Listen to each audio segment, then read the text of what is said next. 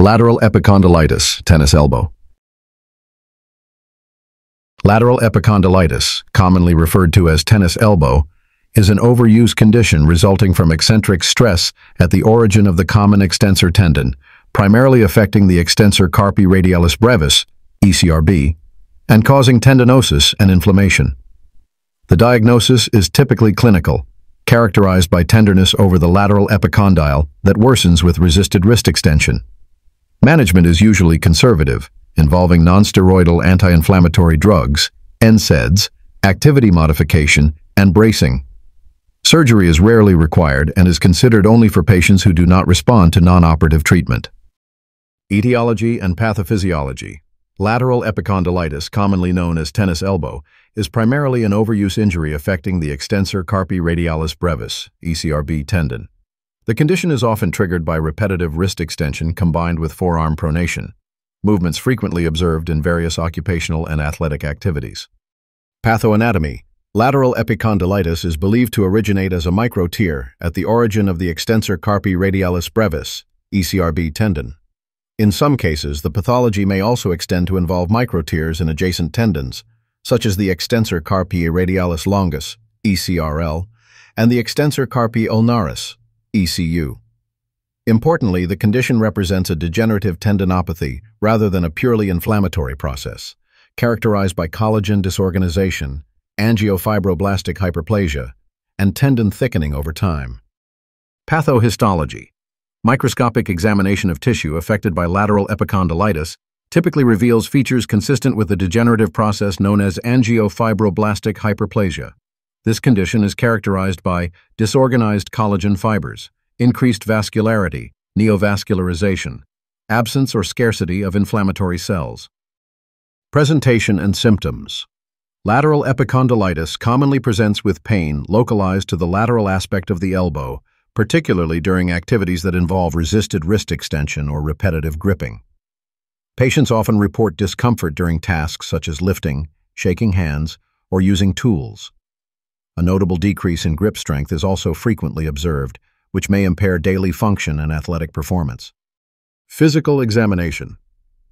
On physical examination, there is typically point tenderness at the origin of the extensor carpi radialis brevis, ECRB, located just a few millimeters distal to the tip of the lateral epicondyle.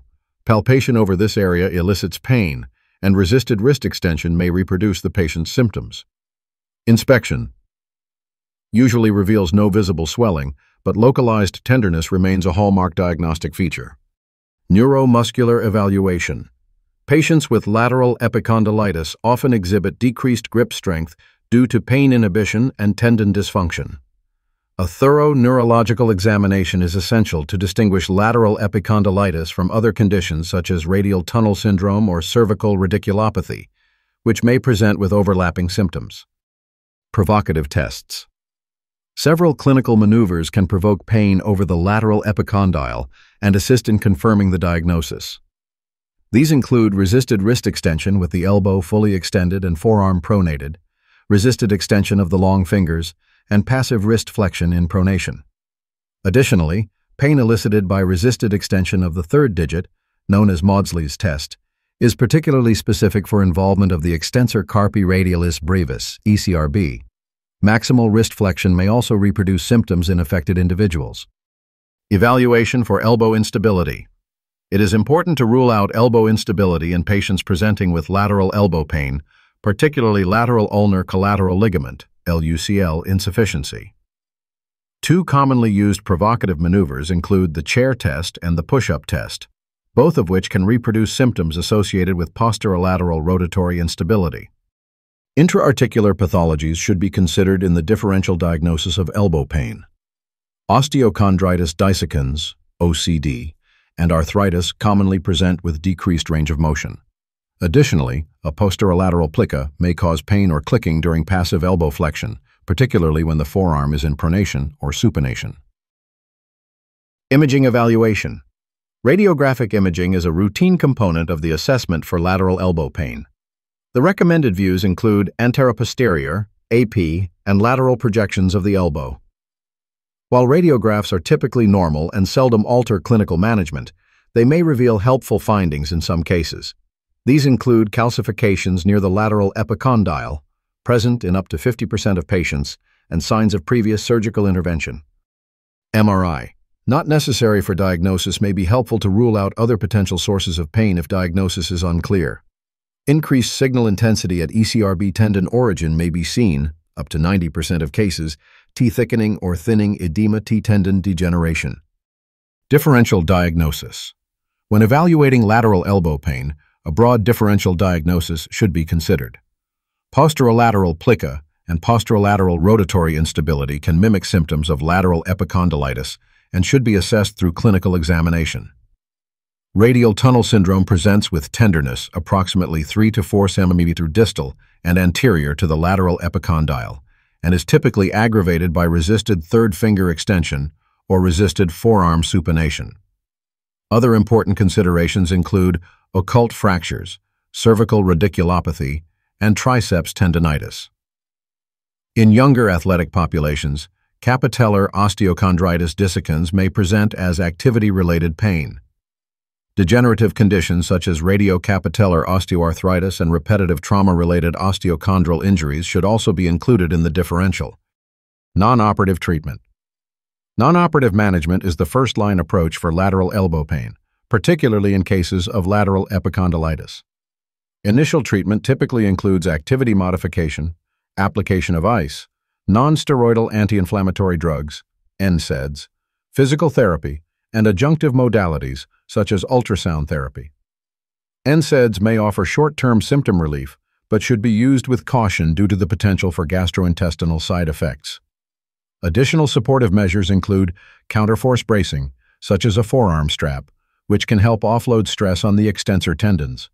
For athletes, particularly tennis players, technique modifications, such as using a slower playing surface, a more flexible racket, lower string tension, or a larger grip, may reduce mechanical strain and aid in recovery. Adjunctive therapies and injections. Steroid injections have traditionally been used in the management of lateral epicondylitis.